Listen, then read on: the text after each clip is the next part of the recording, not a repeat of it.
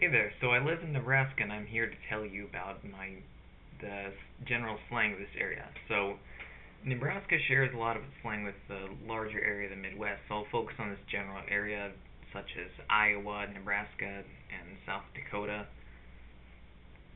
which are all share similar Great Plains accents or slang or whatnot. So as far as I can tell, the Midwest doesn't really have a lot of slang, but this can be attributed to the general blending of English across dialects because of the internet. But I can tell you about some of the slang we do have. Generally, it plays into the cultural attitudes here. So we'll use like understatement or the general Midwestern type of quiet politeness sort of thing. So if you bump into someone, you'll say "oop" or something, which more common in like Canada or Minnesota, but they'll also say more north of here. They'll say things like "oh, oh, let me squeeze right past you to get past you." And one quirk we do have here is when we're agreeing with you, we'll say "no, yeah," or if we disagree, we'll say "yeah, no," which is a form of hedging that kind of softens agreement or disagreement. So if you were to say something that I think's a that I think isn't true, I might say something like, "yeah, no."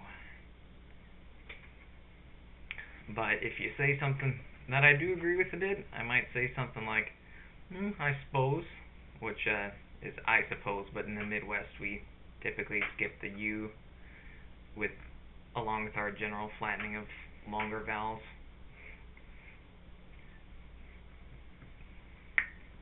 And if we want to say yes in an enthusiastic way, we might say "you bet" or "you betcha." But for other random things that I can think of, if it's like really cold or hot outside, we'll just say "it's colder than hell" or "hotter than hell," which the N is a shortened form of than, which is another common trait of Midwestern English. So, um, if we want to say something like "it's more than you think," we would simply say it as "it's more than you think." It's kind of like how Texans flatten "you all" into "y'all," but we also say "y'all" here.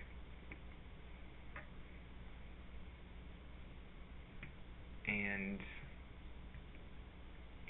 some other phrases that you might see around here, like if something's far, we'll say "it's a ways" or "it's a ways off," which is understatement for far or really far.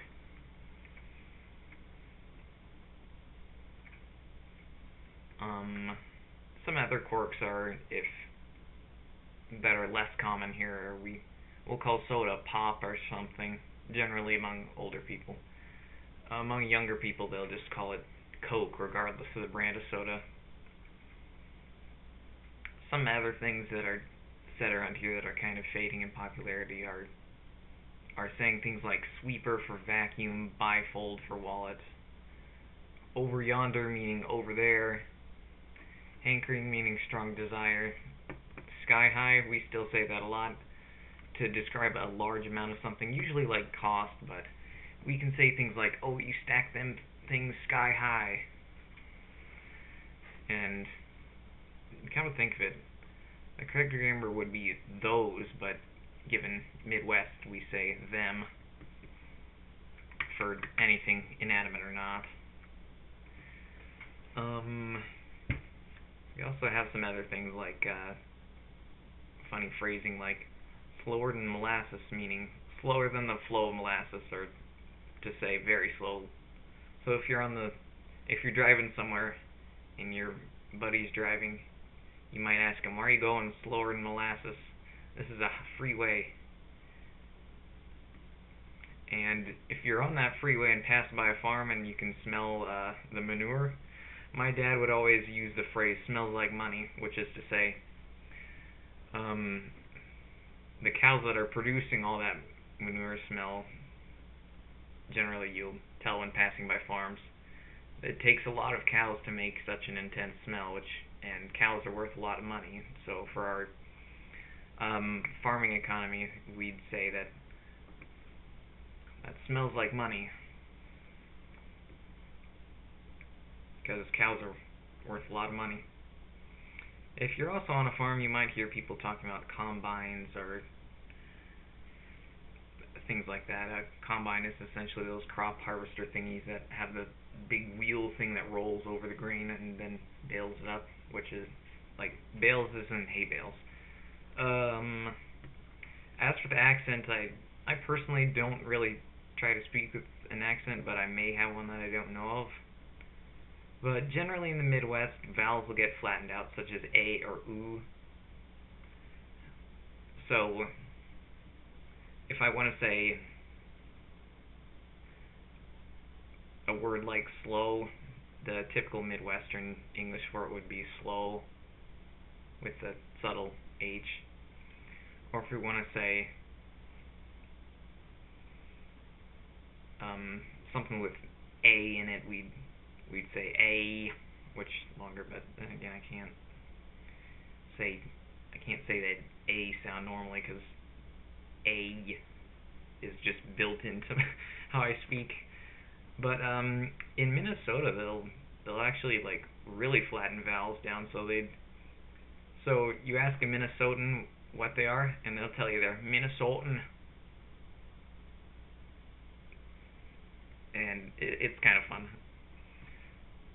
The R sounds will be softer, but that's not always noticeable. Other than that, we don't really have much of a strong accent.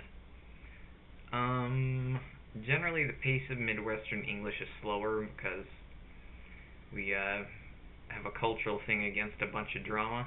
Well, except when watching football, mind you. But that's one thing that'll hype people up across America. But that's a huge thing here in the Midwest or in Texas or most of this general belt of America, which is also sometimes informally referred to as Tornado Alley or the Bible Belt or something like that.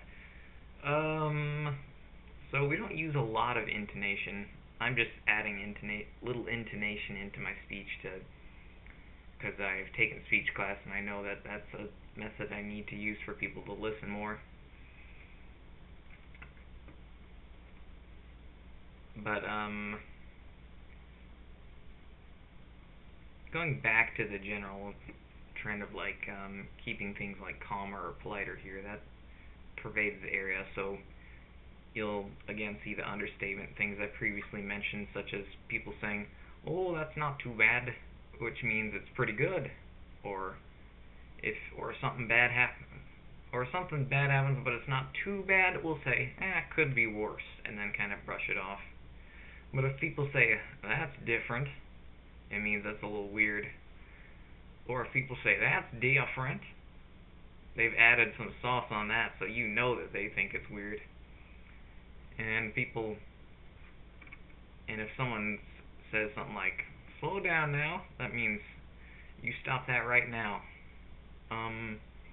As for changes I've noticed in the cultural or linguistic background around here over the years, I'd say that given that I've been here when I was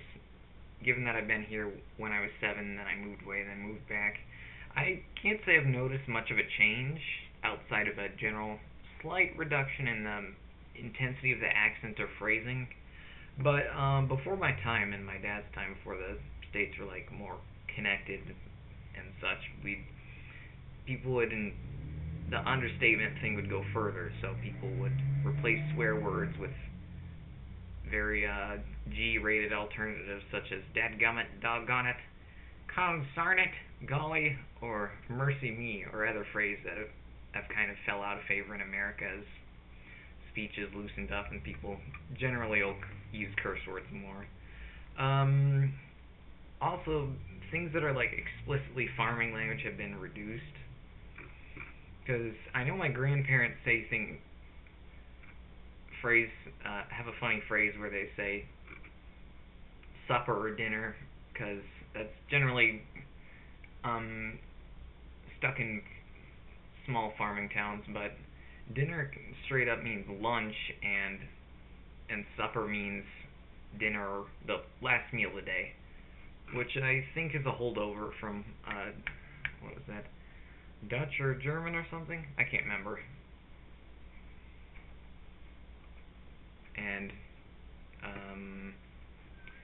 but point being that the quirks have seemed to die down a bit, but there are still a little bit because the people will still avoid like drama in their speech or excessive swearing or yelling unless they're real excited. And we do have the general United States trend of shortening words here too.